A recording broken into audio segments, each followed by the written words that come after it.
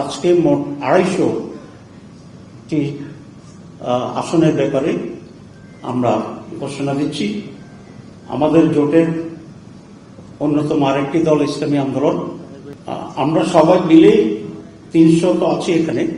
আমরা আজকে এখানে উপস্থিত যে সমস্ত দল আছেন সেই দলগুলো কোন কোন কতটি আসনে নির্বাচন করবে সেটি আমরা এখন বলছি। 1 নম্বর বাংলাদেশ জামাত ইসলামী 179, জাতীয় নাগরিক পার্টি 30, বাংলাদেশ খেলাফত মজলিস 20, খেলাফত মজলিস 10, এলডিপি 7, নেতা ইসলাম পার্টি 2, আমার Bangladesh party 3, Bangladesh labour party 2।